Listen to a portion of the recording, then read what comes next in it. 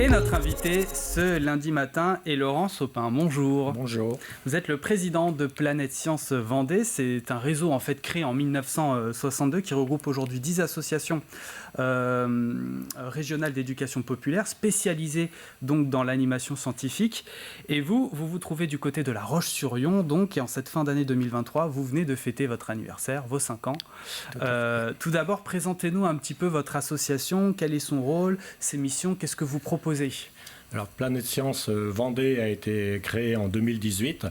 Depuis 2016, en fait, sur La Roche-sur-Yon, il y a déjà la Coupe de France de robotique co-organisée par Orion et Planète Science Réseau National.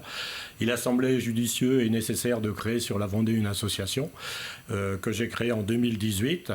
Association dont le but, c'est en fait de sensibiliser les jeunes aux sciences et techniques au travers d'une démarche qu'on appelle un peu scientifique, c'est-à-dire on fait des essais, des manipulations, on essaie de comprendre ce qui se passe et on vérifie après en réalisant des objets que ce qu'on a imaginé c'est bien ça et que ça fonctionne comme on l'imagine.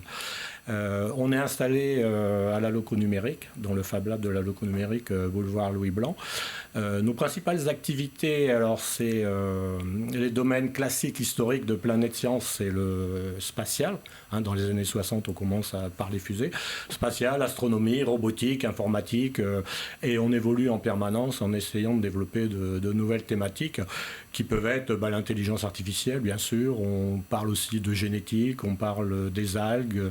On essaye de coller à la réalité des choses et de présenter tout ça aux jeunes avec l'idée de créer des vocations qui sont orientées sur ces techniques. Ce sont des actions que vous menez tous les ans. Dans quel cadre ? Alors, nous avons des activités de type atelier qui ont lieu pendant les vacances scolaires. On va commencer sur Noël à en faire les dernières de l'année. On en fait en permanence sur l'année. C'est le fil rouge, ce sont des clubs dont l'objectif est, au travers de toute l'année, d'essayer de balayer un maximum de domaines pour arriver à la fin. Par exemple, certains de nos clubs vont participer à la Coupe de France de robotique junior à l'Ascension l'année prochaine. Donc ça, c'est plutôt du long cours. On fait aussi bien sûr de l'itinérant, c'est-à-dire que au-delà de notre local de La Roche-sur-Yon, on essaye d'aller sur l'ensemble du département. On est une association départementale, donc on commence à rayonner sur le sud Vendée, l'Est. C'est un de nos objectifs à terme, ça, d'être présent sur l'ensemble du département, notamment les secteurs ruraux où il y a une couverture qui est beaucoup plus faible dans ce domaine-là, quoi. Et vous intervenez dans les écoles ? On intervient dans les écoles, alors primaire, collège, lycée. Ça peut être... Alors, primaire, c'est surtout de la robotique. On intervient dans les collèges, notamment en partenariat avec Orion, pour faire découvrir, alors de manière plus générale, la robotique aux collégiens. Ça peut être en lien avec des entreprises, des visites, et un petit concours qu'on fait au mois de juin où les collégiens présentent leurs thématiques. Alors les présentent à un jury, mais les présentent aussi aux autres collégiens pour essayer de créer du lien. Et puis il y a un petit prix. Enfin, c'est relativement animé et jovial, ce genre d'animation. Et pour les lycéens, c'est plutôt des ballons dans l'espace. En partenariat avec le CNES, on envoie un ballon sonde sur lequel les lycéens ont mis une nacelle et ils enregistrent des températures, des positions, ils filment, enfin ce qu'ils ont envie de mettre dans les limites qui sont imposées par le système, quoi. Et vous espérez aussi cette année fédérer de nouvelles filles, féminiser un petit peu la profession. Est-ce qu'on peut dire qu'en 5 ans, ça a un petit peu évolué à ce niveau-là ? Alors, c'est effectivement un de nos challenges, on l'a inscrit dans nos statuts. Il n'y a pas de raison que les filles ne fassent pas de technique, elles sont aussi bonnes. Les mathématiques et les filles, ça marche très très bien. Alors c'est un de nos objectifs. On a une commission filles en fait, qui essaye de faire bouger ça. On s'est donné comme objectif aujourd'hui d'être à 37% de filles dans nos activités. On n'en est pas loin, je pense qu'on va y arriver à la fin de l'année. On est parti de 18%, 18%, 20%, c'est le taux moyen des filles dans les écoles d'ingénieurs, par exemple. Il y a un challenge, il n'y a aucune raison objective pour que les filles ne réussissent pas. Et comment on explique alors qu'il y a moins de femmes dans si ce on le milieu-là ? savait, je pense qu'on appliquerait les solutions. Non, je ne sais pas. Il y a des blocages qui se font. On a déjà remarqué... Alors, c'est une première étude qui avait été faite que avant d'entrer à l'école, c'est équilibré entre les filles et les garçons sur les maths et la littérature, par exemple. Et au bout des 6-8 premiers mois ou la première année scolaire, ça y est, c'est déjà créé.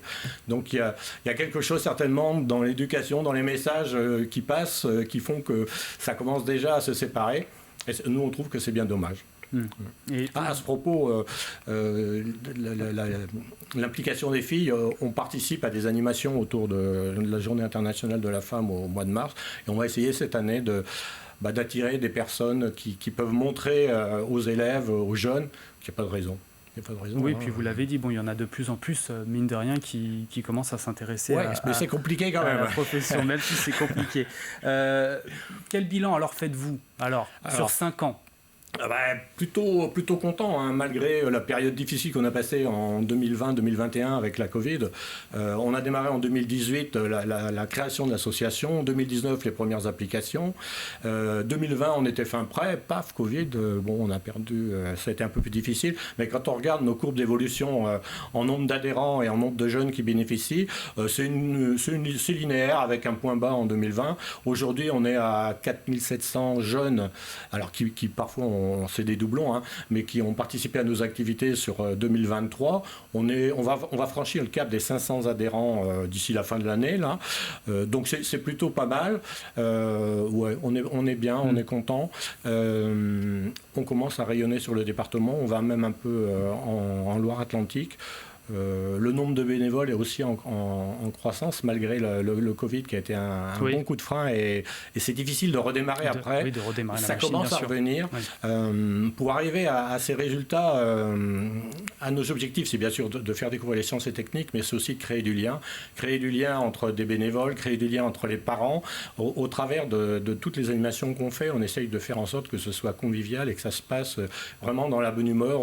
On a fait au manoir de Romur une journée parents-enfants pour visiter le musée, mais aussi pique-niquer pour que les gens s'y retrouvent. On fait du bénévolat pour y prendre du plaisir quand même si on a derrière des volontés. On a envie que ça tourne bien et c'est un peu notre ADN aussi de s'amuser aussi. Et les adultes s'amusent. Hein. Quand on fait des ateliers où on essaie de découvrir de nouvelles thématiques. On travaille sur l'hydrogène, on fait de la génétique, on a essayé d'extraire de l'ADN de banane, par exemple, on s'amuse, quoi. Et on essaye de transmettre ça après aux jeunes derrière, quoi.